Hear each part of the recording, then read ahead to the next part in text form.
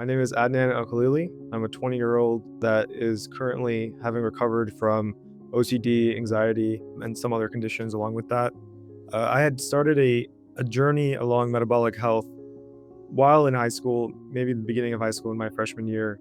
I was constantly aware of my breath, so I was sitting in class and trying to listen to my breath to see if I was still breathing. And of course, a lot of the time when people hear anxiety, they think it's just, you're anxious about things going on in your life. It wasn't even that for me. It was very symptomatic. I would also have really weird rituals that I would complete. So, for example, when I would go into my room, I would close the door and I would hold the knob and like close it in a certain way. And I would see my mom on the corner of my eye just looking at me weirdly. Unfortunately, I thought that was just the rest of my life, something that I would deal with. I started to follow a diet that wasn't at the time keto yet. It was just very simple, basically just, eat meat and vegetables. And eventually over time, I lost all of the pounds I had, maybe around 70 pounds, within the span of only a few months. All of the symptoms I had before, from constantly checking my breath, my heart palpitations, my panic attacks, all of that disappeared right off the bat. And so eventually I started to really look into keto itself.